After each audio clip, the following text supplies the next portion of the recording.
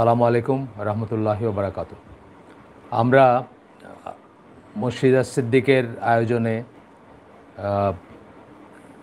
২ সপ্তাহে একবার করে সন্ধ্যার পরে মাগরিবের নামাজের পরে এইভাবে হালাকা আয়োজন করছি, বা তাদের আয়োজনে আমরা এইভাবে অ্যারেঞ্জ করছি।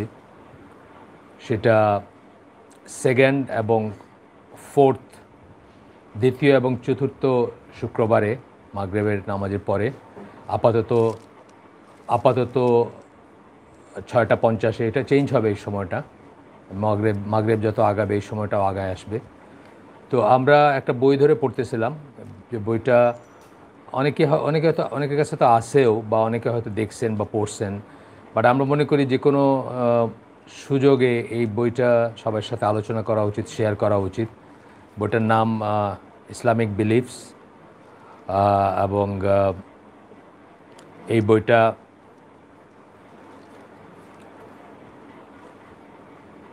ইসলামিক বিলিফস বা ইসলামী বিশ্বাসসমূহ, ব্রিফ ইন্ট্রোডাকশন টু দ্য আকিদা অফ আহলুস সুন্নাহ ওয়াল জামা। আহলুস সুন্নাহ ওয়াল জামার আকিদার একটা সংক্ষিপ্ত ভূমিকা বলতে চাচ্ছেন এই বইটা। যদিও আকিদা অনেক বড় একটা ম্যাটার, মানে অনেক বড় একটা ফিল্ড, এবং আকিদা সম্বন্ধে আমরা আলোচনা করছি আগে। আকিদা বলতে কী বোঝায় সেটা আমরা আলোচনা করছি। আজকে যে অংশটা আসছি সেই অংশটায় আকিদা সম্বন্ধে ২-৪টা কথা বলে তারপরে আমরা মেইন অংশে যাব বইয়ের। এখনও টার্মিনোলজি চলতেছে। আমরা গতদিন এই চ্যাপ্টারটা কী হবে বা কীরকম, বা আজকের আলোচনাটা কেমন হবে একটু বলছিলাম, যে আল্লাহ রসুল সাল্লাল্লাহু আলাইহি ওয়াসাল্লাম মক্কায়, এখানে ওনারা বলতেছেন আল্লাহ রসুল সাল্লাল্লাহু আলাইহি ওয়াসাল্লাম মক্কায় ১৩ বছর ধরে এই একটা ইস্যু নিয়ে কথা বলছেন। অর্থাৎ ১৩ বছরের দাওয়াতের সামারি হচ্ছে এই আকিদার বিষয়টা বা বিশ্বাসের বিষয়টা। আকিদা বলতে আমরা ডিফাইন, মনে আছে হয়তো আপনাদের, আমরা বলছিলাম যে বদ্ধমূল ধারণাকে আকিদা বলি। আমরা ডিকশনারিগতভাবে বলি, বা ডিকশনারির ল্যাঙ্গুয়েজে বা ডিকশনারির ভাষায়, ডিকশনারিতে যখন তখন দেখব যে বদ্ধমূল ধারণা বোঝানো হয় আকিদা বলতে।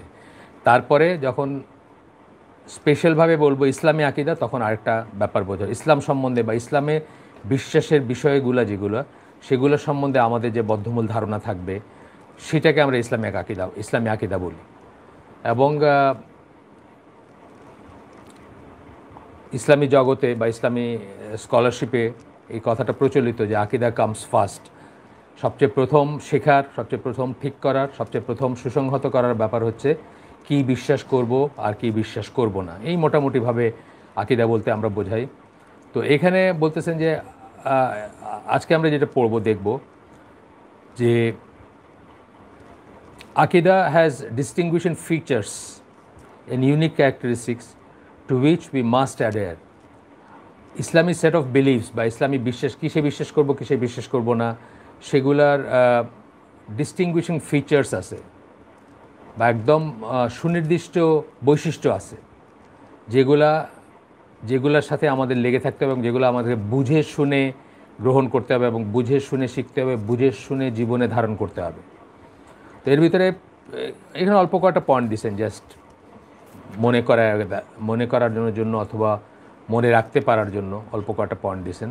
১ নম্বরে বলতেছেন it is the only way to save our self from division. এটা আমরা বোধহয় একটু করে টাচ করছিলাম আমাদের গত দিন এসে, যে আগামী দিন কী পড়বো সেটা বলতে গিয়ে, যে আকিদার সাথে লেগে থাকা সারা মুসলিম উম্মার কিন্তু একটাই মাত্র আকিদা হবে। এটা আমরা বুঝে নেই, বা এটা আমরা জেনে নেই, বা এটা আমরা অনুধাবন করি যে অন্য ফিকে ডিফারেন্স হইতে পারে। আমি কিভাবে কাপড় পরবো, আরেকজন কিভাবে পরবে, বা কোনো একটা জিনিস মাকরু, কেউ আর্গু করলেন এটা ওয়াজিব, কেউ আর্গু করলেন না এটা সুন্নাহ, কেউ আর্গু করলেন যে না এটা মুবাহ, বা এই ধরনের হইতে পারে কোনো ব্যাপারে। কিন্তু আকিদা এমন একটা বিষয় যেখানে গোটা মুসলিম উম্মার একটাই মাত্র আকিদা হবে, এবং কেউ যদি সেই একটা মাত্র আকিদার থেকে ডেভিয়েটেড থাকে বা বাইরে থাকে, তার আকিদা আমরা বলি যে তার আকিদা আহলুস সুন্নাহ ওয়াল জামার আকিদা না, বা আল্লাহ রসুল এবং তার সাহাবীরা যে আকিদার উপর ছিলেন, যে বিশ্বাসের উপর ছিলেন, সেটা না। এইখানে কোনো রকম ডিফারেন্স হবে না। ডিফারেন্স হবে হয়তো ফিকে হইতে পারে, কোনো একটা জিনিস ওয়াজিব পর্যায়ের, কোনো একটা জিনিস হারাম পর্যায়ের, কোনো একটা জিনিস সেখানেও হয়তো একটা আর্গুমেন্ট চলতে পারে, যদিও সেটাও হবে না, হারাম হালালের পর্যায়ে হারাম হালাল ফরজ ওয়াজিবের ব্যাপারে হবে না।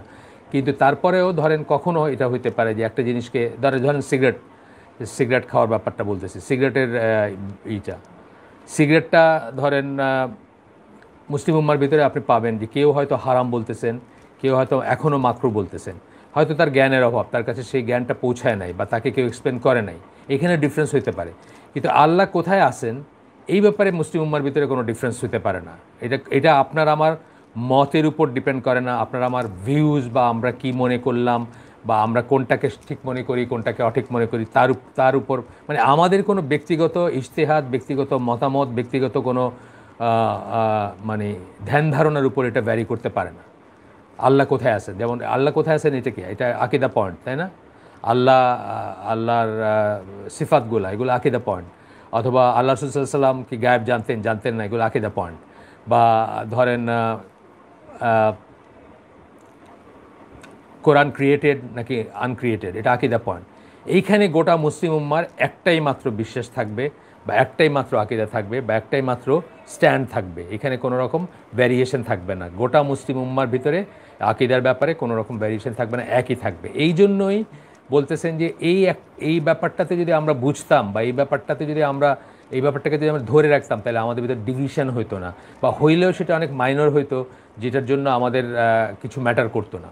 আচ্ছা, তো 1 নম্বর পয়েন্টটা বলতেছেন, it is the only way to save our self from division, আমাদেরকে ভাগাভাগি, মারামারি, কাটাকাটি, বিভক্ত হওয়ার থেকে বাঁচানোর জন্য এইটা হচ্ছে একমাত্র ওয়ে। আমরা যদি আকিদাটাকে ইম্পর্টেন্স দিতাম বা সঠিক আকিদের উপর নিজেদেরকে প্রতিষ্ঠিত করতে পারতাম, তাহলে আমরা দেখতাম যে আমাদের সবাই একই বিশ্বাস, গোটা মুসলিম উম্মার একটাই মাত্র বিশ্বাস থাকতো, অ্যান্ড ফ্যাকশনালিজম এবং ওই ফিরকাবাজি হইতো না, and to unite the ranks of the Muslims in general and of the scholars and Daiya in particular.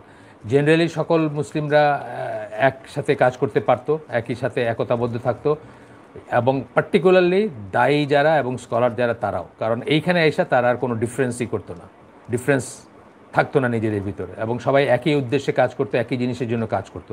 সবচেয়ে ইম্পর্টেন্ট যেটার জন্য রাসূল সাল্লাল্লাহু আলাইহি ওয়াসাল্লাম 13 বছর মক্কায় একটা জিনিসের দিকে দাওয়াত দিয়েছেন, লা ইলাহা ইল্লাল্লাহর দিকে, তাওহীদের দিকে, সঠিক আকীদার দিকে, সেই জিনিসটাতে কোনো ডিফারেন্স থাকতো না, দায়ীদের ভিতরে, স্কলারদের ভিতরে, কারোর ভিতরে থাকতো না। Trying to unite around any other Notion, এছাড়া অন্য কিছুর সাথে যদি আমরা, অন্য কিছুকে কেন্দ্র করে যদি আমরা একতাবদ্ধ হইতে যাই, সেটা একটা জাতিসত্তা হইতে পারে, সেটা একজন পার্টিকুলার স্কলার হইতে পারেন, সেটা একটা তরিকা হইতে পারে, বা সেটা একটা বুঝ হইতে পারে, বা সেটা একটা ফিকি স্কুল হইতে পারে, অন্য যে কোনো কিছুকে কেন্দ্র করে যদি আমরা একতাবদ্ধ হইতে চাই, তাহলে আমরা দেখব যে আসলে আমরা ডিভিশন, ডিসপিউট এবং ফেলিয়ারে পর্যবেসিত হব, যেভাবে এখনকার অনেক মুসলিমদের অনেক আন্দোলন, অনেক প্রচেষ্টা যেভাবে ব্যর্থতায় পর্যবেসিত হচ্ছে। এইখানে একটা আয়াত কোট করছেন, আপনাদেরকে বোধহয় আগেও বলছি আমি, যেহেতু আজ সিদ্দিক মসজিদে আমি অনেকদিন প্রোগ্রাম করছি আগে, ভেঙে ফেলার আগে বা হয়তো আগেও বলছি। এই আয়াতটা আমি আয়াতটা তো অনেক আগে পড়ছি, যেহেতু আল্লাহ আমাকে কভার টু কভার কোরআন পড়ার তৌফিক দিয়েছেন বহু বছর আগেই, কিন্তু এইভাবে এই বইটা এবং এরকম আরও কিছু লিটারেচার দেখার আগে আমি এই আয়াতটা যে এত ইম্পর্ট্যান্ট রিয়েলাইজ করি নাই, এবং এই আয়াতটা যতবার পড়ি আমার নিজেকে নিয়ে ভয় লাগে। আয়াতটা পড়ি আমরা, দেখেন সূরা নিসার 115 নম্বর আয়াত, যেখানে আল্লাহ বলতেছেন, and whoever contradicts and opposes the Messenger after the right path has been শোন ক্লিয়ারলি টু হিম, সঠিক রাস্তা কোনটা এটা পরিষ্কারভাবে দেখাই দেওয়ার পরেও যে আল্লাহ রসুলের পথ পদ্ধতিকে অপোজ করে। আল্লাহ রসুলের পথ পদ্ধতি আমরা একটু আগে বললাম না, আহলুস সুন্নাহ জামার ডেফিনিশন কি, আমরা এই আয়োজনের শুরুতে পড়ছি যে পথের উপর আহলুস সুন্নাহ জামার কথাটা মানে হচ্ছে যার উপর আল্লাহ রসুল এবং তার সাহাবীরা ছিলেন, যে পথের উপর ছিলেন, যে পন্থার উপর ছিলেন, যে আকীদার উপর ছিলেন, যে মানহাজের উপর ছিলেন, সেটাকে আমরা আহলুস সুন্নাহ জামা বলি। সেটাকেই আল্লাহ বলতেছেন যে যখন কেউ কন্ট্রাডিক্ট করে, অপোজ করে, বিরোধিতা করে, অপোজ করে, দ্য দ্য মেসেঞ্জার মানে রসুল সাল্লাল্লাহু আলাইহি সাল্লামকে, after the right path has been শোন ক্লিয়ারলি টু হিম, সঠিক রাস্তা কোনটা যখন তাকে পরিষ্কারভাবে দেখায় দেওয়া হয়েছে তারপরেও যে অপোজ করে না আমাদের ভিতরে অনেকে। আমরা যে আপনি যেমন বলতেছেন যে এইটা হচ্ছে সুন্নাহ, বলে ভাই আমাদের মাযহাবে এরকমই করে, আমাদের বাপদাদাদের এরকম করতে দেখছি, আমরা সবসময় এরকমই করে আসছি, আমরা কখনো অনেক কিছুতেই বলে সেটা। যাই হোক, আমরা তো হানাফি, ঠিক আছে বুঝছি আল্লাহ রাসূল সাল্লাল্লাহু আলাইহি ওয়াসাল্লাম এরকম করতেন, কিন্তু আমরা তো হানাফি। বা আরও এরকমের কত আর্গুমেন্ট, শত শত আর্গুমেন্ট পাবেন যে ঠিক আছে বুঝতেছি ওইটা সুন্নাহ বা ওইটা আল্লাহ রসুলের পথ বা ওইটা আল্লাহ রসুল করতেন, বাট আমরা যেটা করতেছি আমরা তো সারা জীবন এরকমই করে আসছি, আর আমাদের মাযহাবে এরকমই করি আমরা, বা আমাদের গ্রামে এরকম করি, বা আমাদের শহরে এরকম করি, বা আমাদের দেশে এরকম করি, বা অ্যান্ড সো অন। আচ্ছা, তারপর বলতেছেন কি, and follows other than the believers way. এইটা খুব ইম্পর্ট্যান্ট একটা কথা, যে বিশ্বাসীদের পথ ছাড়া অন্য কোনো পথ ফলো করে। বিশ্বাসীদের পথ তখন কারা? মেসেঞ্জারের পথ, আল্লাহ রসুলের পথ, এবং বিশ্বাসীদের পথ মানে আল্লাহ রসুলের উপর যারা বিশ্বাস আনছেন। বিশ্বাসীদের পথ মানে কি? সাহাবীদের পথ, সাহাবীরা যে পথের উপর ছিলেন তখনকার কনটেক্সটে আমি বলতেছি, সেইটা ছাড়া অন্য কোনো পথ, and follows other than believers way, অন্য কোনো পথ অনুসরণ করে, we shall keep him in the path he has chosen, আমরা তাদেরকে বা তাকে, যে মানুষ সেটা করবে, তাকে ওই পথেই চলতে দিব যার উপর সে চুজ করছে। কীভাবে চুজ করছে? আল্লাহ রসুল সাল্লাল্লাহু আলাইহি ওয়াসাল্লামের বিপক্ষে গিয়ে, বিশ্বাসীদের পথের বিপক্ষে গিয়ে, নিজের মন গড়া, নিজের হাওয়া, নিজের বাসনা, নিজের কামনা, নিজের বুজুর্গ, নিজের সুফি শায়েক, তার পথ ধরে যে অন্য একটা পথ চুজ করে নিছে। We shall keep him in the path he has chosen, যে পথটা সে চুজ করছে আমরা তাকে তার উপর রাখবো, সেই পথের উপর রাখবো। And burn him in hell, এবং তাকে জাহান্নামে পোড়াবো।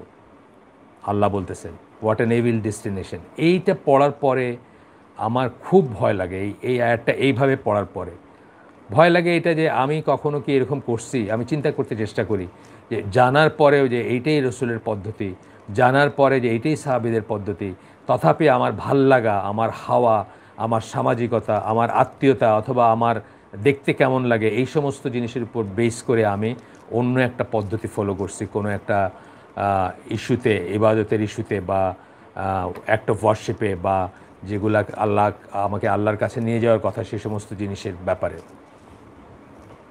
গেল 1 নম্বর পয়েন্ট।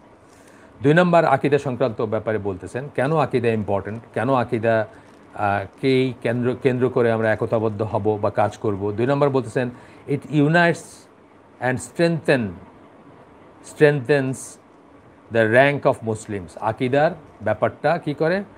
ইউনাইট করে এবং মুসলিমদেরকে একতাবদ্ধ করে এবং শক্তিশালী করে। একতাবদ্ধ হওয়া মানেই তো শক্তিশালী হলেন আপনি। 2 জনের চেয়ে 5 জন বেশি শক্তিশালী, 5 জনের চেয়ে 50 জন শক্তিশালী, এবং শুদ্ধ ঈশের উপর যদি হন। অ্যান্ড ইউনাইটস দেম ইন ট্রুথ, এবং তাদেরকে সত্যের উপর একতাবদ্ধ হওয়ার দেয়। একতা, এই জন্য unity for the sake of unity আমরা কখনো প্রিচ করি না, আমরা কখনো একতার জন্য একতা প্রিচ করি না। একতা কিসের উপর হবে? সত্যের উপরে হবে। এটা সবসময় আমরা বলি, ক্লিয়ার করে দিই, একতা ফর দ্য সেক অফ একতা। আপনি এখন মাজার পূজারীর সাথে আপনার কী একতা হবে বলেন তো? আপনি কি কাজ করবেন একসাথে? কবর পূজারীর সাথে কী কাজ করবেন? বা যাদেরকে বেয়াল্লি মুসলমান বলা যায় বা বলা যায় না, তাদের সাথে একতাবদ্ধ হয়ে আপনি কী কাজ করবেন? শিয়াদের সাথে একতাবদ্ধ হয়ে আপনি কী কাজ করবেন? আপনি বেরেলভিদের সাথে একতাবদ্ধ হয়ে কী কাজ করবেন? তো যাই হোক, তো বলতেছেন যে অ্যান্ড ইউনাইটস দেম ইন ট্রুথ, সত্যের উপরে আপনি একতাবদ্ধ হবেন, মিথ্যার উপর না, ভ্রান্তির উপরে না। ভ্রান্তির উপরে একতাবদ্ধ যে হয় মানুষ অনেক সময় কনভিনিয়েন্সের জন্য হইতে চেষ্টা করে, বা মনে করে যে হইলে ওই শুরুই হইল ডিভিশন দিয়ে, শুরুই হয় ক্লিভেজ দিয়ে বা বিভক্তি দিয়ে। আচ্ছা, এখানে একটা আয়াত কোট করতেছেন সূরা আলে ইমরানের 103 নম্বর আয়াত, and hold fast all of you together the rope of আল্লাহ। এখানে দ্য রোপ অফ আল্লাহ ব্র্যাকেটে বলছেন, দ্যাট ইজ দ্য কোরআন।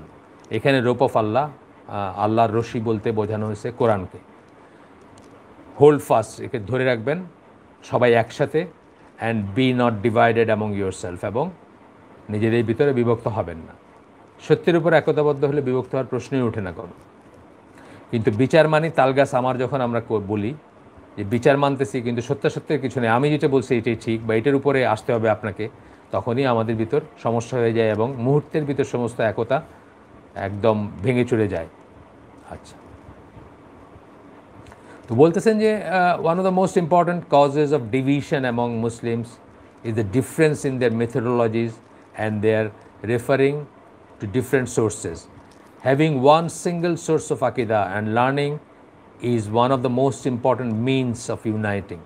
আমরা আগে বলছি কি আকিদার উৎস কি? শুধু কোরআন এবং সুন্নাহ, শুধু ওয়াহি, কারো কোনো ইজতিহাদ না, কারো কোনো মতামত না, কারো কোনো এক্সপ্লেনেশন না, তাওয়িল না, ব্যাখ্যা না, শুধুমাত্র কোরআন এবং সুন্নাহর উপর বেস করে আকিদার পয়েন্টগুলা শিখবো আমরা বা ওগুলাকে সত্য জানবো।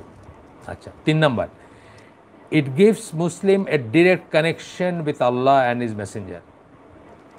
আপনি যদি আকিদার উপরে সঠিক আকিদার উপর প্রতিষ্ঠিত হন, সরাসরি আল্লাহ এবং আল্লাহ রসুলের সাথে আপনার একটা কানেকশন হয়ে যায়, based on love and respect for them and not suggesting any idea before referring to Allah and His Messenger, because the Aqidah of the Salaf is based on what Allah said and what His Messenger said. যেটা একটু আগে বলে ফেলছি আমি, যে সালাফদের আকিদা বা আমাদের পূর্বপুরুষদের আকিদা বা আমাদের সাহাবীদের আকিদা কিসের উপর বেস? মাত্র 2টা সোর্স থেকে আসছে। একটা হচ্ছে আল্লাহ কি বলছেন এবং আল্লাহ রসুল কি বলছেন, তার উপরে আর কোনো কিছুর কোনো রকমই ছিল না। কোরআন এবং সুন্নাহর বাইরে আর কিছুর থেকে আকিদা নেওয়া যাবে না। ঠিক আছে, তাহলে আমরা কি ডিরেক্টলি আল্লাহ এবং আল্লাহ রসুলের সাথে কানেক্টেড থাকবো? আল্লাহ সম্বন্ধে আল্লাহ নিজে কি বলছেন তার সম্বন্ধে, সেটাই হবে আল্লাহ সম্বন্ধে আমাদের আকিদা বা বিশ্বাস। রসুল সম্বন্ধে আল্লাহ কি বলছেন এবং আল্লাহ রসুল কি বলছেন, সেটা হবে রসুল সম্বন্ধে আমাদের বিশ্বাস, অ্যান্ড সো অন। যে কটা পয়েন্ট আছে সব কটা সেইভাবেই আসবে। হ্যাঁ, আমরা আগের দিন বলছি যে ইমাম তাহাবি উনি 105টা পয়েন্টে এটাকে কোডিফাই করে গেছেন বা ট্যাবুলেট করে গেছেন। আমরা বলছি যে এটা মানে জাস্ট পয়েন্ট ওয়াইজ যে বই হিসাবে পাওয়া যায়, একটা বইয়ের ভিতরে শুধু পয়েন্টগুলো আছে আর কিছু নাই, সেই বইটা আপনারা কালেক্ট করতে পারেন।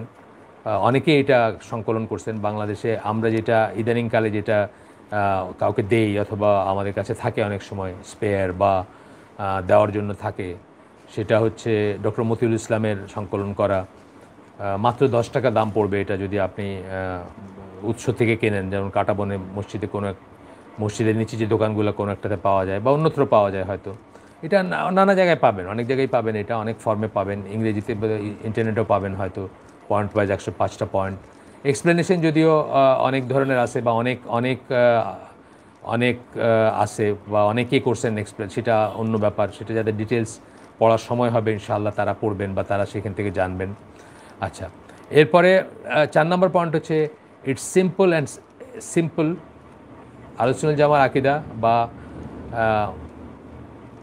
যে আকিদাটা আমরা কোরআন এবং সুন্নাহ থেকে পাবো, এটা খুব simple, straightforward, clear and not based on distortion or misinterpretations of the text. Simple, straightforward, সোজাসাপটা ব্যাপার, এবং খুব বেশি চিন্তা ভাবনার স্কোপ নাই। যেটুকু আল্লাহ বলছেন সেটুকুর ভিতরেই সীমাবদ্ধ রাখবো নিজেদেরকে, তার চেয়ে বেশি জানতে, বুঝতে, এক্সপ্লেন করতে, ব্যাখ্যা করতে বা তাওয়িল করতে যাব না আমরা। ক্লিয়ার, পরিষ্কার, not based on distortions and misinterpretations of the text. যখনই একটু বেশি বুঝতে চেষ্টা করা হয়েছে, যখনই আল্লাহ যেটুকু বলছেন তার চেয়ে বেশি গিয়ে আরেকটু বেশি বোঝার বা বেশি এক্সপ্লেন করার বা বেশি ধাতস্থ করার চেষ্টা করা হয়েছে, তখনই মানুষ তার মানবিক দুর্বলতায় একটা বা একাধিক পয়েন্ট জুড়ে দিছে অথবা একটা বা একাধিক পয়েন্ট বাদ দিয়ে দিছে, যেভাবে তার মনে হয়েছে। যেখান থেকে সমস্ত আকিদার ত্রুটিগুলো আসছে, এই আশারি, মাতুরিদি, মুতাজিলা, খারেজি, যে সমস্ত আকিদার ত্রুটিগুলো আসছে over the period of time, সেগুলো কিন্তু এই বেশি করতে গিয়ে আসছে, বা যেটুকু আল্লাহ বলছেন বা আল্লাহ রসুল বলছেন তার ভিতর সীমাবদ্ধ থাকতে না পেরে কিন্তু এই জিনিসগুলো হয়েছে। আচ্ছা,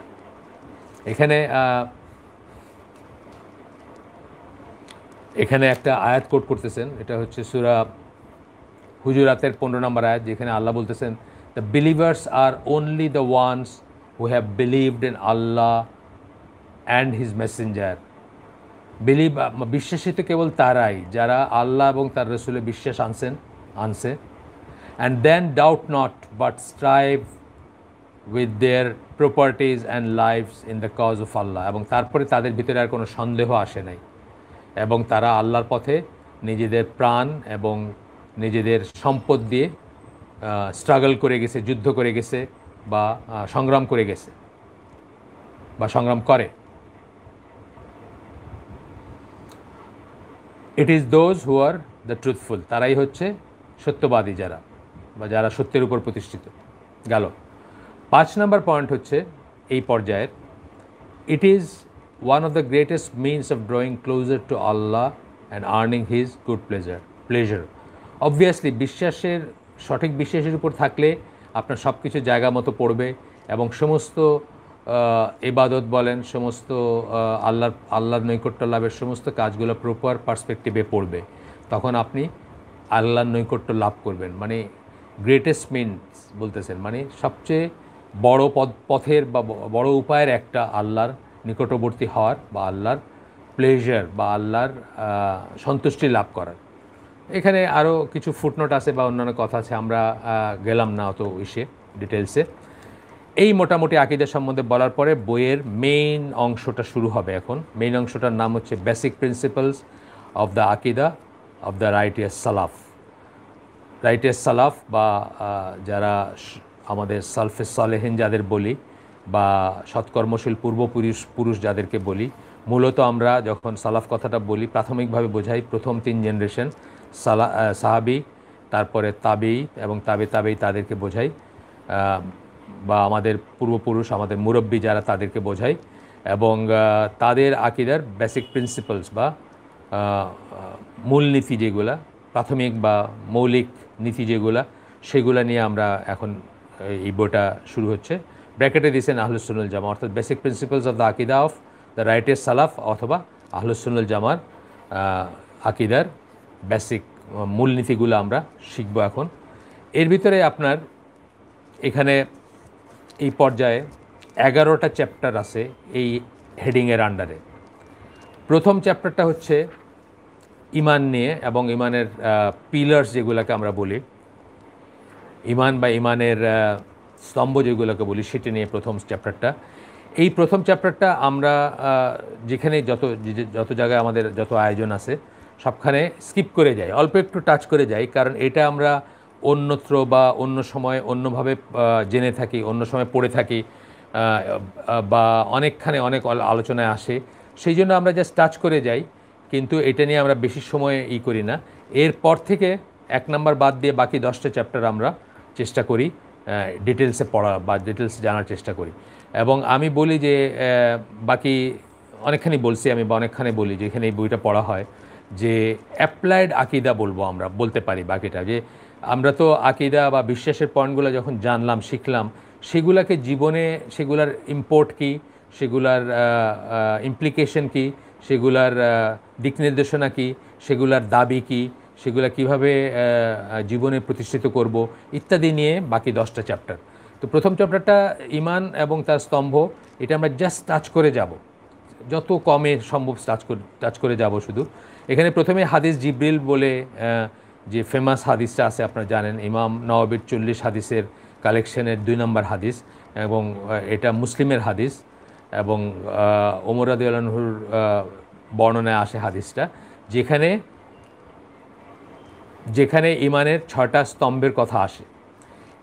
এটা বাংলাদেশের কনটেক্সটে ইম্পর্ট্যান্ট, কারণ আমি মানে বাংলাদেশে এই লাইনে কথা বলতে গিয়ে বা এই জিনিসগুলো আলোচনা করতে গিয়ে বিরোধিতার সম্মুখীন হয়েছে।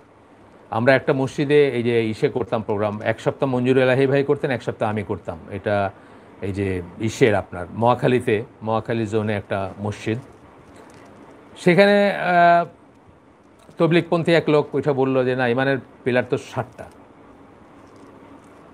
আমি যখন এই হাদিসটা পড়তেছি, হাদিস জিব্রিল, আমি অবশ্য পরে এক্সপ্লেন করছি মানুষকে বা সবাইকে, যে আমরা দিন নিব কার কাছ থেকে? বুজুর্গদের থেকে দিন নিব না, বুজুর্গ মুরব্বীর থেকে দিন নিব না। আগেই বললাম যে আমাদের এই তো আকীদা পয়েন্ট, কোথা থেকে নেব? কেবলমাত্র কোরআন এবং সুন্নাহ থেকে নেব। হাদিস জিব্রিল যে হাদিসটা, এই হাদিসটা যেটা কথা আমি বলতেছি এখন, যেখানে 6টা পিলার বলা হয়েছে ইমানের, এবং একটা একটা করে আল্লাহ রসুল 6টার নাম উচ্চারণ করছেন, খুবই সিগনিফিক্যান্ট হাদিস। এই হাদিসটাকে উম্মুল সুন্নাহ বলা হয়, সুন্নার মা বলা হয়। সমস্ত হাদিস, সমস্ত সুন্নার মা বলা হয় এই হাদিসটাকে। যেভাবে সূরা ফাতিহাকে উম্মুল কোরআন বলা হয় বা কোরআনের মা বলা হয়, গোটা কোরআনে কি বলা হয়েছে তার জিসটা হচ্ছে সূরা ফাতিহা, আর গোটা সুন্নায় কি প্রিচ করা হয়েছে, কি বলা হয়েছে তার জিসটা হচ্ছে এই হাদিসটা। এটা অনেক বড় হাদিস। এখানে শুধুমাত্র পয়েন্টগুলাই করছেন, যে ছয়টা পিলার, সেই ছয়টা বলছেন, এবং আল্লাহ রসুল ছয়টাই বলছেন, 7টা বলেন নাই। এবং ঠিক যেভাবে যে শব্দে, যে ওয়ার্ডিংয়ে বলছেন, আমাদেরকে ঠিক সেই ওয়ার্ডিংয়ে বলতে হবে। আগেই বলছি যে আকিদা কোনো কারো এক্সপ্লেনেশন সাপেক্ষ জিনিস না, কারো মন গড়া জিনিস না। এটা একদম সরাসরি টেক্সট থেকে আসবে, ওয়াহিদ থেকে আসবে, কোরআন থেকে আসবে, হাদিস থেকে আসবে। কোরআন ও ওয়াহি, হাদিস ও ওয়াহি। কোরআন হচ্ছে ওয়াহি মাতলু, হাদিস হচ্ছে ওয়াহি গায়ের মাতলু। এগুলো আমরা আগেও বলছি, আবার বললাম। তো সেইখানে আল্লাহ রসুল একদম ইমান বলে বলতেছেন, আল্লাহ বিশ্বাস করবা, টু বিলিভ ইন আল্লাহ, তার ফেরেশতাগণ, তার কিতাবসমূহ, তার রসুলগণ, আখেরাতে বিশ্বাস, এবং কদরের ভালো মন্দে বিশ্বাস। 6টা আর্টিকেল একদম একটা একটা করে বলছেন, নাম ধরে বলছেন। এখানে এটা বলার কোনো স্কোপ নাই যে না আসলে 7টা ওয়াল বাসি বাদাল মত, মৃত্যুর পরের যে হবে, সওয়াল জবাব হবে, সেটা আরেকটা। এটা আমাদের মন গড়া আবিষ্কার, এবং আমরা এটা থেকে সরে থাকব। এটা আমাদের দেশের জাহিলদের আবিষ্কার, এবং এটার থেকে আমরা সরে থাকব।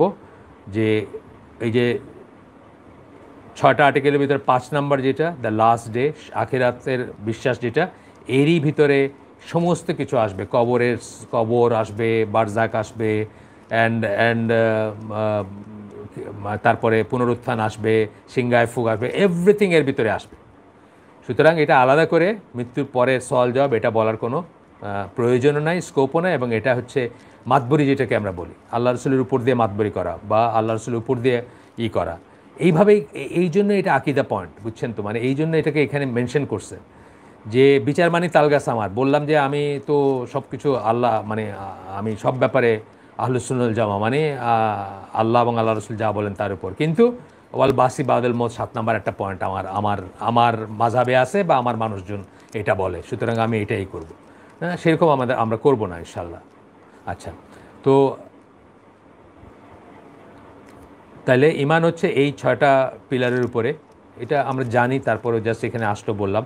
আমি এখানে বলছি আগে যে আমি খুব একটা সময় করব না, সময় ক্ষেপণ করব না। এইটারই একটা পর্যায়ে এসে তাওহীদ সম্বন্ধে বলতে গিয়ে বলতেছেন যে বোঝার জন্য, সুবিধার জন্য পরবর্তী সময়ের স্কলাররা তাওহীদকে প্রধান 3 ভাগে ভাগ করছেন, আন্ডারস্ট্যান্ডিংয়ের জন্য, বা সহজে যাতে আমরা বুঝি বা রিলেট করতে পারি। সেই 3টা, তাওহীদ রুবুবিয়া, তাওহীদ উলুহিয়া, তাওহীদ আসমা ওয়াস সিফাত। এগুলো আপনারা হয়তো এমনিও জানেন বা শুনছেন আগে।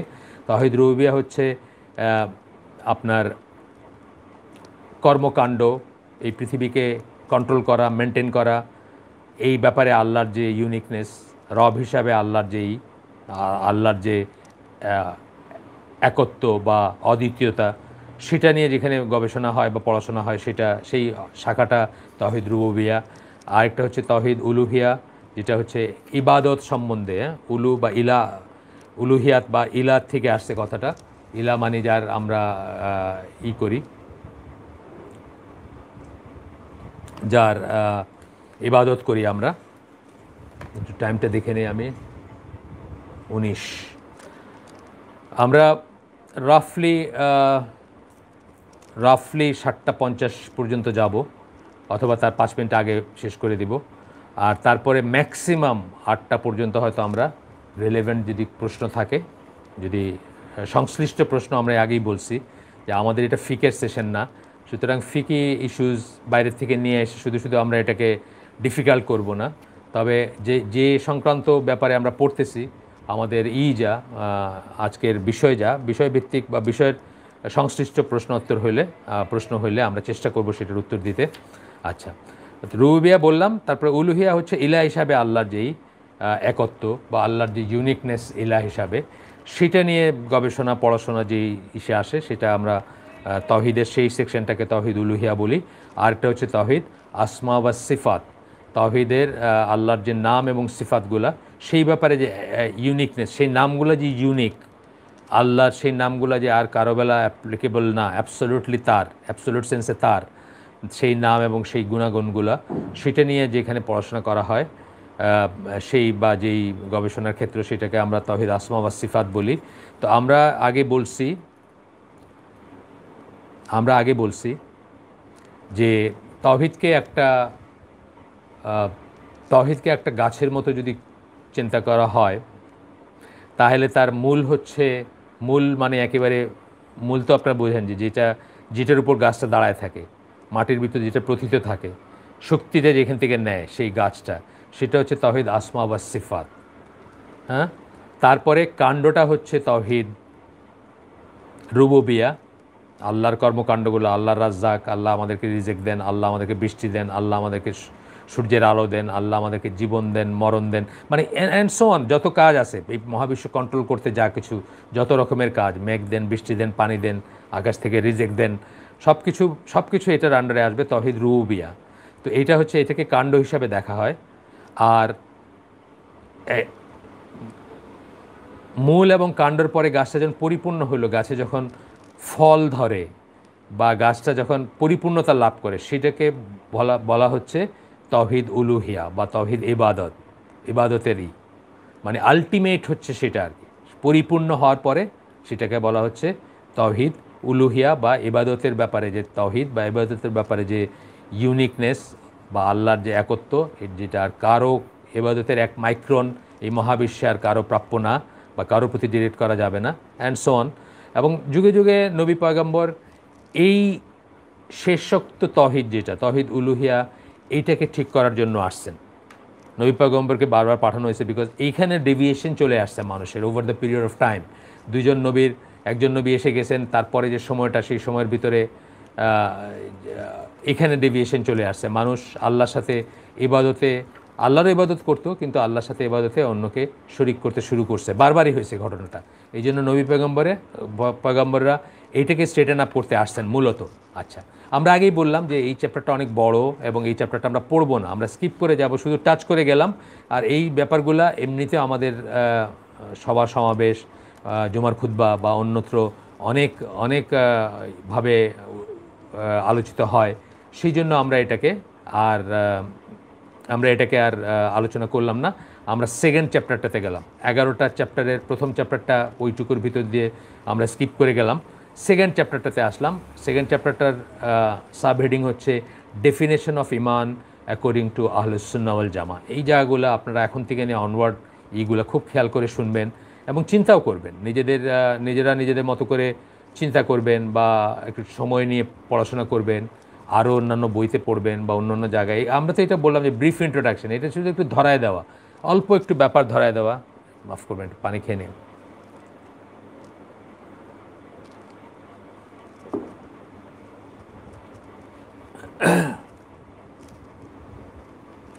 আমরা একটু দেখি কতক্ষণ, 7:23।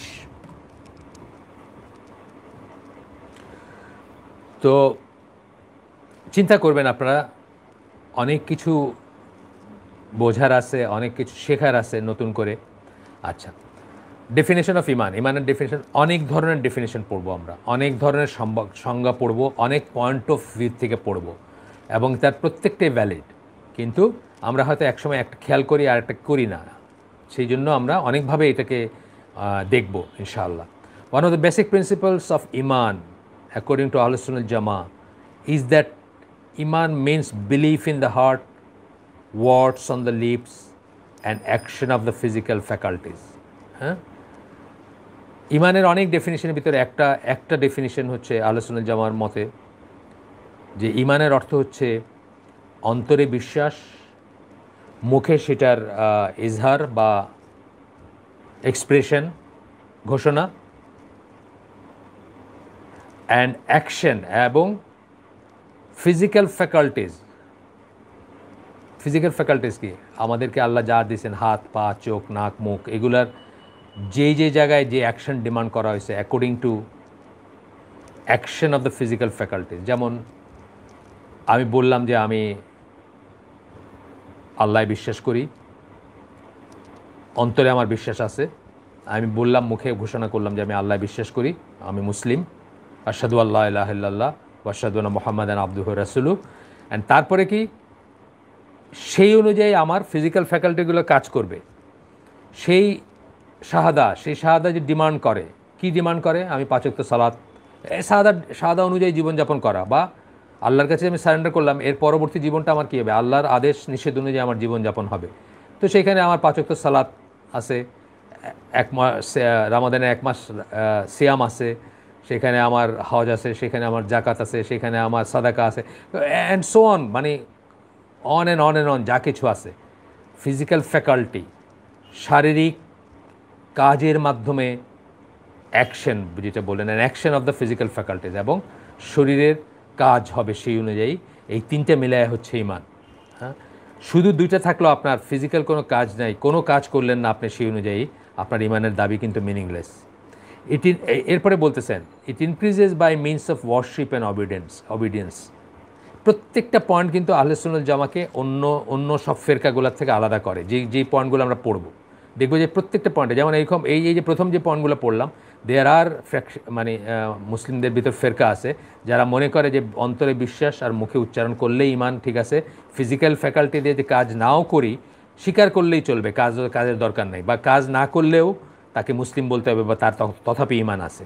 তাহলে এই পয়েন্টের উপর ডিপেন্ড করে কি হলো, একটা দল বের হয়ে গেল না আহলে সুন্নাত জামার ইমানের কনসেপ্ট থেকে বা আকিদার কনসেপ্ট থেকে বের হয়ে গেল। একটা দল ইমান বলতে অন্য কিছু বুঝলো, যেটা আল্লাহ বা আল্লাহ রসুল বলেন নাই আমাদেরকে, সেটা বুঝলো। সে বুঝলো যে কাজ করার কোনো দরকার নাই, বা কাজ না করলেও ইমান থাকবে। অথচ আমরা প্রথমেই ডেফিনেশন শুরু করলাম কি দিয়ে, যে অন্তরে বিশ্বাস, মুখে ঘোষণা এবং সেই অনুযায়ী কাজ করা। আচ্ছা, it increases by means of worship and obedience. এই দেখেন আরেকটা পয়েন্ট চলে আসলো। এই পয়েন্টে কিন্তু মুসলিম উম্মাহ ভাগ হয়ে গেছে, এবং আহলে সুন্নাত জামার আকিদার থেকে বের হয়ে গেছে ফেরকাগুলা বা ইগুলা। কি বললেন? যে ইমান বাড়ে এবং কমে। বহু মুসলিম দেখবেন যারা মনে করেন যে ইমান বাড়ে না এবং কমে না। বহু মুসলিম, আমি নাম বলতে চাচ্ছি না, আপনি খোঁজ করলেই জানবেন। কি বলতেছেন? It increases by means of worship and obedience. ইবাদত করলে, আনুগত্য করলে আল্লাহর, ইমান বাড়ে। And decreases by means of disobedience and sin. আর ইমান কমে কি? যখন আপনি অবাধ্যতায় থাকবেন আল্লাহর এবং গুনায় থাকবেন, তখন আপনার ইমান কমবে। তাইলে আমরা কি দেখলাম? এই ছোট্ট এইটুকুর ভিতর কি শিখলাম আমরা? একটা শিখলাম যে অন্তরে বিশ্বাস, মুখে ঘোষণা এবং সাথে কাজ করতে হবে ফিজিক্যাল ফ্যাকাল্টি দিয়ে, তা নাহলে ইমানের দাবি অন্তঃশ্বাস শূন্য। এইটাকে কেন্দ্র করে মুসলিম উম্মাহ ভাগ হয়ে গেছে, বা আলাদা আলাদা বিশ্বাস করেন যে আপনার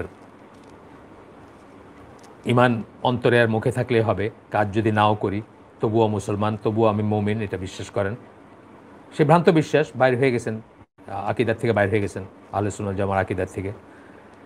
এই বিশ্বাস যারা পোষণ করবে, আমরা কি বলবো? যে এরা আহলে সুন্নাত জামার না, অন্তর্ভুক্ত না।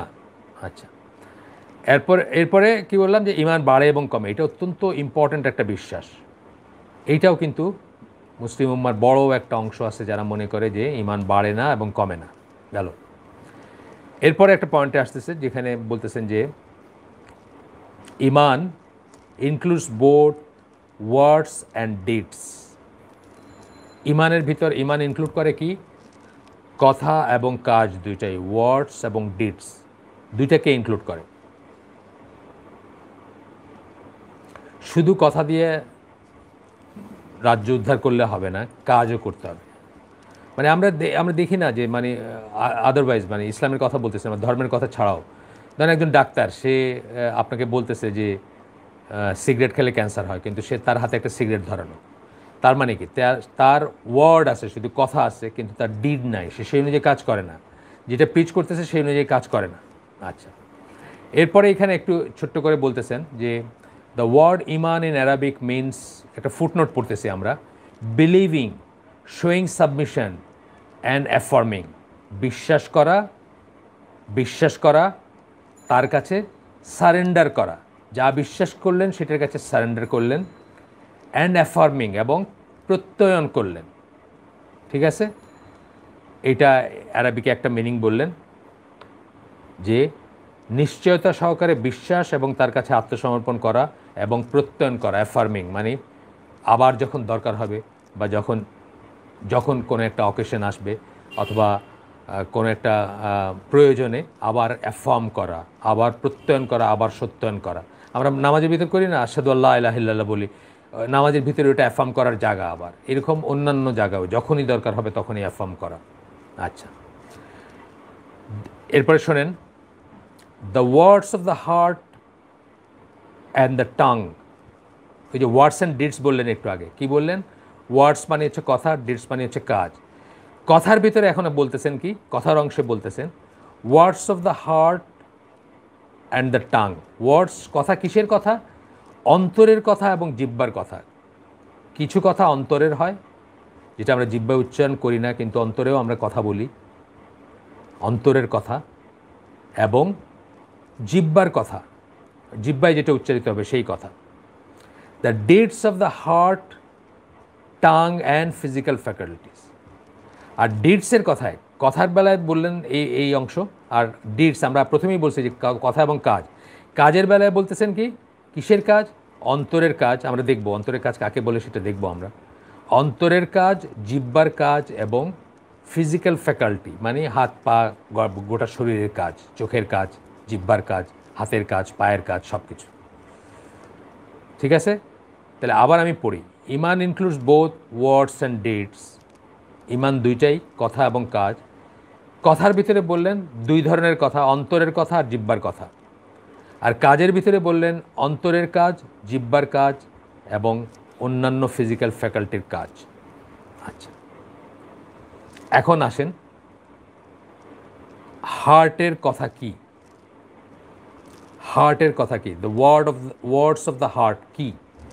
একটু আগে আমরা বললাম না অন্তরের কথা। অন্তরের কথাগুলো কি? অন্তরের কথা হচ্ছে বিশ্বাস, প্রত্যয়ন এবং নিশ্চয়তা। অন্তরের কথা যখন আমরা বলবো তখন আমরা বোঝাচ্ছি বিশ্বাস, অন্তরের বিশ্বাস, অ্যাফার্মেশন বা প্রত্যয়ন, নিশ্চিতকরণ, অ্যান্ড সার্টেনটি বা নিঃসন্দেহ বা নিশ্চয়তা, যেটা সেটা। The word of the tongue, অন্তরের কথা গেল। জিহ্বার কথা এখন কি আসতেছে? জিহ্বার কথা হচ্ছে affirmation, uttering the twin testimony of faith, মানে শাহাদাতাইন বা শাহাদা উচ্চারণ করা, অ্যাফার্মেশন প্রত্যয়ন করা, সত্যায়ন করা, এটা হচ্ছে জিহ্বার কথা। হ্যাঁ, word of the tongues. And acting in accordance with all that it employs, এবং যা কিছু এটা এই উচ্চারণ, এই শাহাদার যা কিছু মিন করে সেই অনুযায়ী কাজ করা। এটা আজকের বিষয় না বা আজকের আলোচ্য বিষয় না, তবুও বলতেছি। আপনারা জানেন যে শাহাদা শুধু শুধু উচ্চারণ করলে হয় না, শাহাদার শর্ত আছে। আমরা শিখছি বা অন্যত্র আমরা আলোচনা করছি বা অন্যত্র শিখছি, শাহাদার শর্ত আছে। সাধারণত 8টা বলা হয়, কারো কারো মতে 9টা। সেটা আমরা হয়তো আপনাদের কোনো আয়োজনে অতীতে শিখছি বা অতীতে পড়ছি, আমার ঠিক মনে পড়ে না। বাট যাই হোক, সেটা পরে আসবে ইনশাল্লাহ। তো বলতেছেন যে ওয়ার্ড অফ দ্য টাংস আর মানে জিহ্বার কথা কি হচ্ছে? শাহাদা উচ্চারণ করা, শাহাদাতাইন, দুইটা শাহাদা, আশহাদু আল্লা ইলাহা ইল্লাল্লাহ ওয়া আশহাদু আন্না মুহাম্মাদান আবদুহু ওয়া রাসূলুহু। আল্লাহ ছাড়া ইবাদতের যোগ্য সত্যিকার কোনো ইলাহ নেই, আমি সাক্ষ্য দিচ্ছি। এটা প্রথম শাহাদা। দ্বিতীয় শাহাদা হচ্ছে এবং মুহাম্মদ সাল্লাল্লাহু আলাইহি সাল্লাম তার বান্দা ও প্রেরিত রাসূল বা বান্দা ও রাসূল।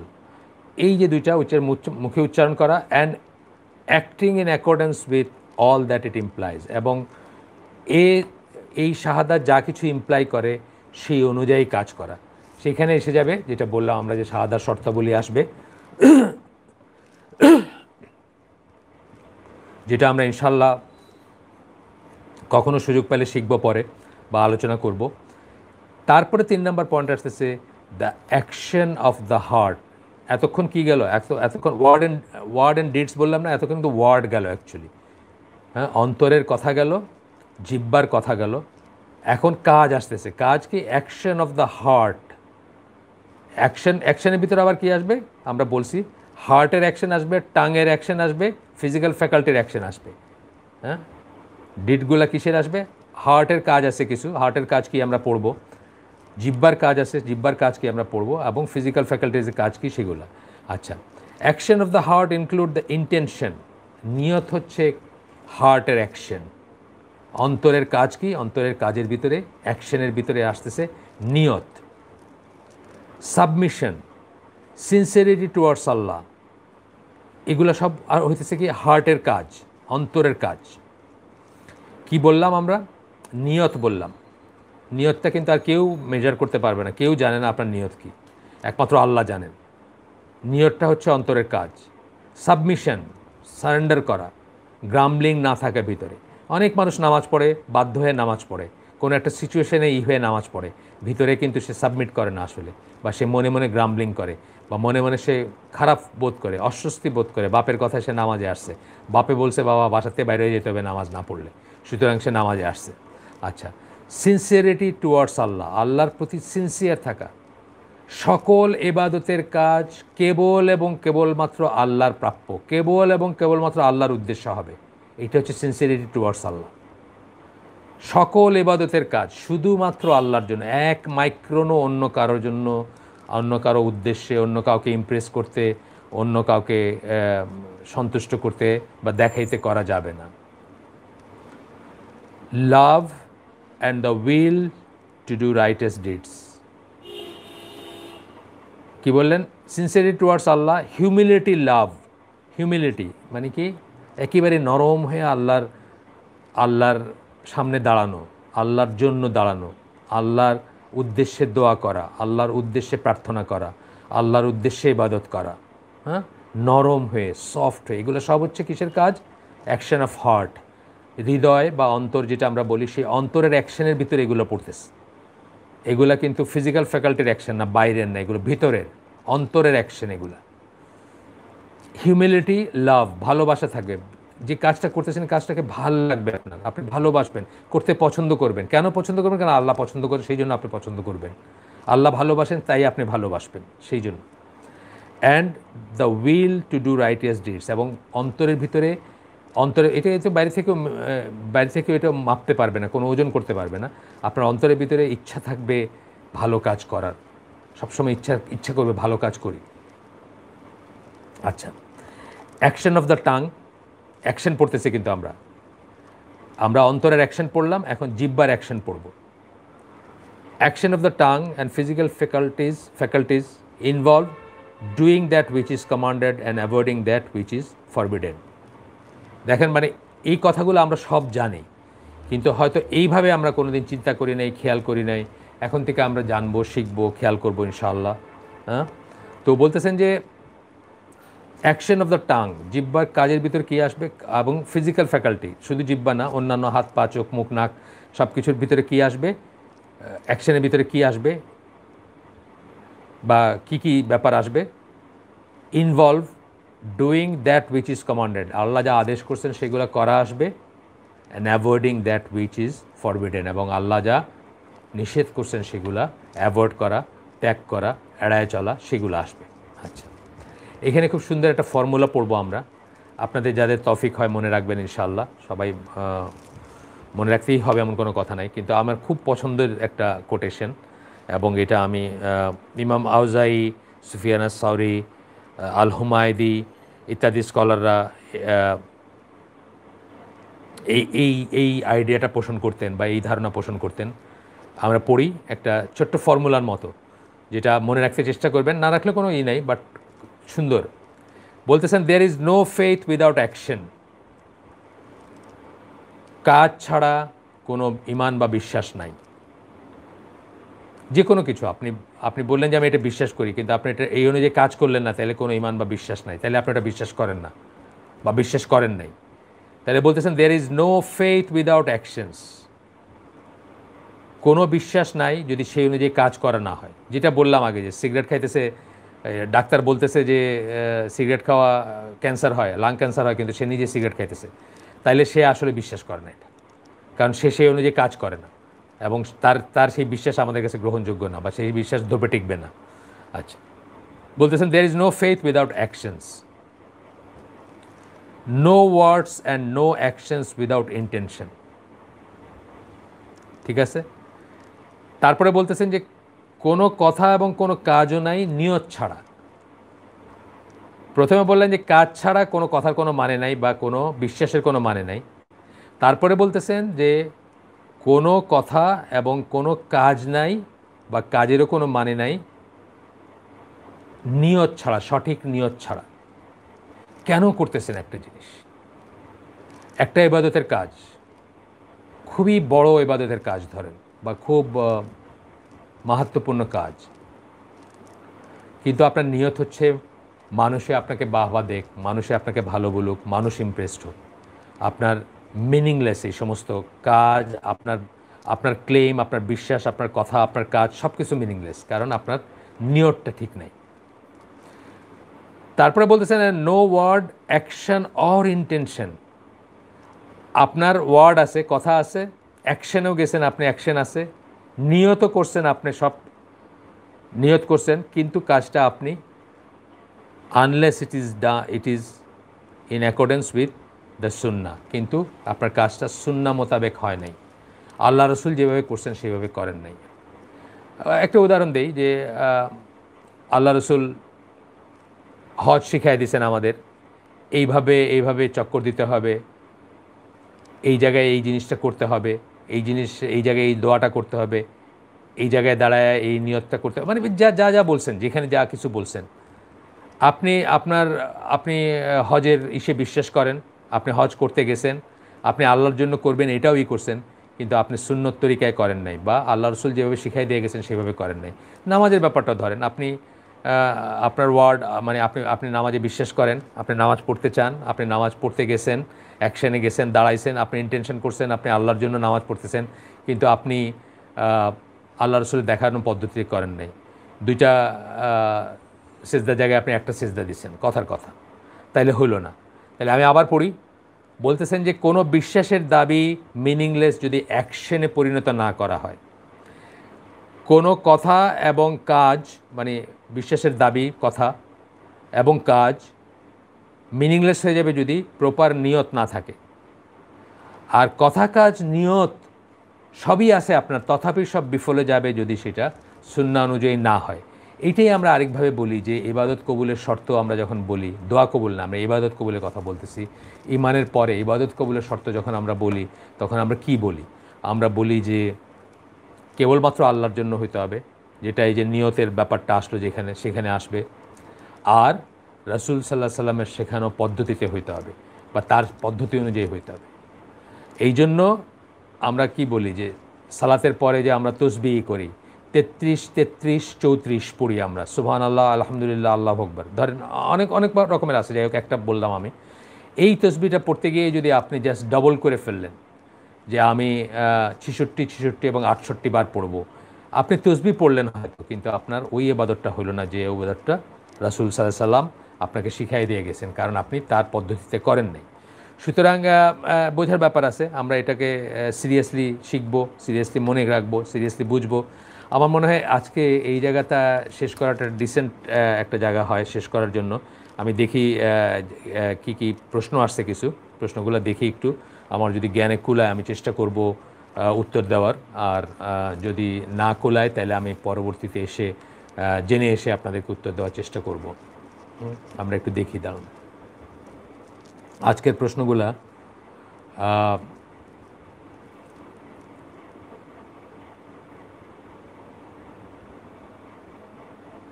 না, এটা হচ্ছে যথাসময়ে নামাজ আদায়ের নির্দেশনা আছে কোরআনে, এটা হবে।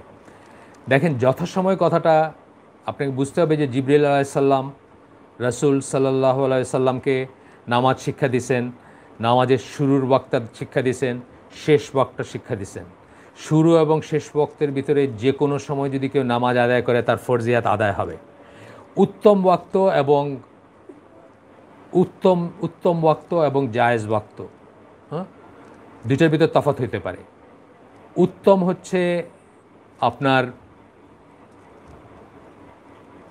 হচ্ছে উইথ দ্য এক্সেপশন অফ ঈশা এবং আরব দেশের প্রচণ্ড গরমের ভিতরে, সামারের গরমের ভিতরে জোহর, এই দুইটাতে একটু চেঞ্জ আছে।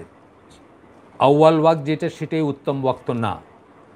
ঈশাটা বলছেন যে যদি কষ্ট না হয়তো তাহলে দেরি করে পড়ার বিধান করে দিতেন, কিন্তু অনেকের কষ্ট হয়ে যাবে, এই জন্য দেরি করে পড়ার বিধান করতেছেন না আল্লাহ রসুল। বাট ঈশাটা দেরি করে পড়াটা যেখানে চয়েস আছে সেখানে প্রেফারেবল, এবং সেখানে সেটা রিকমেন্ডেড। আর জোহরের নামাজটা আরব দেশে সামারে যখন সূর্য ঠিক মাথার উপর থাকে, তখন প্রচণ্ড গরম থাকে, ওইটা জাস্ট একটু হেলে যাওয়ার পরে এইটুকু দেরি করে পড়াটাকে করা হয়েছে, রিকমেন্ড করা হয়েছে। এছাড়া অন্যান্য ওয়াক্তের সালাতগুলো হচ্ছে আউয়াল ওয়াক্ত যেটা সেটাই হচ্ছে আফজাল ওয়াক্ত বা সেটাই হচ্ছে উত্তম ওয়াক্ত। আউয়াল ওয়াক্ত যেটা মানে শুরুর দিকে বা প্রথম দিকেই করা। কিন্তু এশার নামাজের ওয়াক্ত হওয়া পর্যন্ত আপনার যে কারোর জন্য মাগরিব নামাজ পড়ার স্কোপ আছে। অহেতুক দেরি করব না আমরা, বাট কারো যদি দেরি হয়ে যায় তার দোষ ধরব না আমরা। এই শুরু এবং শেষ এই ওয়াক্তগুলা রাসূল সাল্লাল্লাহু আলাইহি ওয়াসাল্লামকে শিখায় গেছেন, জিবরাইল আলাইহিস সালাম ফিজিক্যালি শিখাইছেন। এবং মাগরিব নামাজ আদায়ের শেষ অনুমোদিত সময় কয়টা হবে, এই যে যখন এখন এশার সময় যেটা হলো তার 1 মিনিট আগে পর্যন্ত আপনি মাগরিব নামাজ পড়তে পারতেন থিওরিটিক্যালি। ঠিক আছে। 2 নাম্বার, এটা কি আগে আমরা বোধহয় এখানে বলছি, তারপরেও আমি জানি না একই লোক কিনা ডিফারেন্ট লোক হইতে পারেন, তবুও আমি করতেছি। সেটা হচ্ছে যে আপনার ফরজ এবং ওয়াজিবের মধ্যে পার্থক্য কী, এইগুলা কি আজকে রিলেভেন্ট ছিল? আসলে ছিল না। আমরা রিলেভেন্ট কত কিছু প্রশ্ন করতে পারতাম, অনেক কিছু ছিল, কিন্তু আমরা সেটা করি না। না করে আমরা প্রিসেট কিছু জিনিস নিয়ে আসি। আচ্ছা, যাই হোক, ফরজ এবং ওয়াজিব শুধুমাত্র টার্মিনোলজির ডিফারেন্স বলে ধরা হয় হানাফি ফিক ছাড়া। হানাফি ফিকে অনেক সময় ফরজ এবং ওয়াজিব এটাকে পার্থক্য করা হয় বা এই এক্সপ্রেশনগুলো ব্যবহার করা হয়। কিন্তু অন্যান্য ইগুলা মাযহাব বা অন্যান্য আলোচনা জামা ইন জেনারেল এটা জাস্ট টার্মিনোলজিরই একটা হচ্ছে সাহিত্যের ভাষা বা প্রচলিত ভাষা ওয়াজিব, আরেকটা হচ্ছে দিনের ভাষা ফরজ, কিন্তু একই জিনিস মিন করা হয় উইথ দ্য এক্সেপশন। যেমন আপনার হজের কিছু মাসলা মাসালের ব্যাপারে হয়তো ফরজ বা ওয়াজিবকে ডিফারেন্সিয়েট করা হয়, কিন্তু ফরজ বা ওয়াজিব দুই ধরনের উৎস থেকে আসছে বলতে পারেন, অথবা দুই ধরনের লিটারেচারে ব্যবহার করা। একটা হচ্ছে যে রিলিজিয়াস টেক্সটে ফরজ কথাটা ব্যবহার করা হবে, আর জেনারেল টেক্সটে জেনারেল ব্যাপারে অবশ্যকরণীয় বোঝাইতে ওয়াজিব কথাটাই করা হবে। যেমন আমরা ওয়াজিব মঞ্জিল বলি, বাড়ির কাজ বলি, হ্যাঁ, বাড়ির কাজ, কিন্তু অবশ্যকরণীয় বাড়ির কাজকে আমরা ওয়াজিব বলি। তো এই হচ্ছে তফাৎ।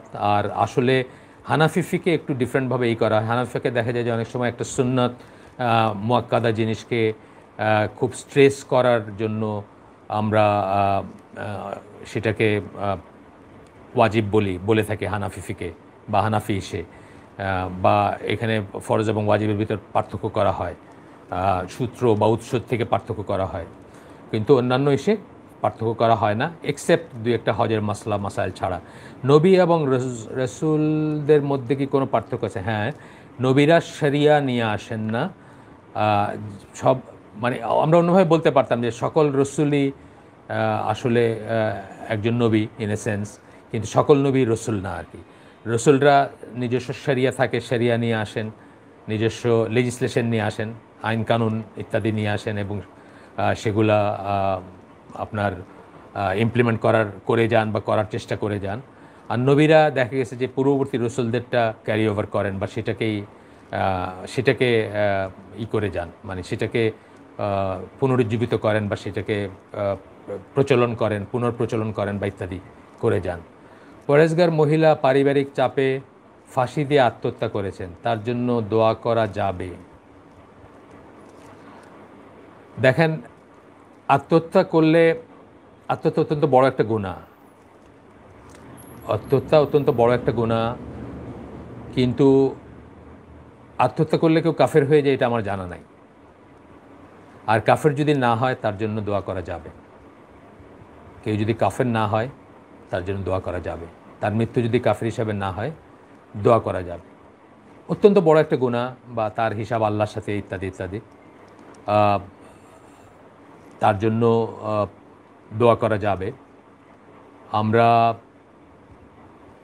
আজকে এখানে শেষ করে দেই। আমরা 1 ঘন্টা করছি। 6:50 আমরা শুরু করছিলাম, এখন 7:50 বাজে। একটু সময় থাকাটা ভালো, আজানের সময় আমি ঠিক জানি না কয়টায় আজান হয় এখানে। 8:15 জামাত দেখলাম আমাকে করছেন। আজকের জন্য আমরা শেষ করে দিচ্ছি। সুবহানাকা আল্লাহুম্মা বিহামদিকা আশহাদু আল্লা ইলাহা ইল্লা আনতা আস্তাগফিরুকা ওয়া আতুবু ইলাইক। আমরা যে শুনলাম এতক্ষণ ধরে, তার ভেতর ভালো কিছু শুনে থাকলে সমস্ত প্রশংসা আল্লাহর, খারাপ কিছু শুনে থাকলে সমস্ত ব্যর্থতা আমার এবং সেটা শয়তানের তরফ থেকে। আমরা ইনশাআল্লাহ আল্লাহ যদি আমাদেরকে বাঁচায় রাখেন তাহলে 4th শুক্রবার এই মাসের আবার আমরা এখানে একত্রিত হব মাগরিবের নামাজের পরে। টাইমটা হয়তো একটু এদিক সেদিক হতে পারে, একটু আগে আসতে পারে। আসসালামু আলাইকুম রহমতুল্লাহি ওয়া বারাকাতুহু।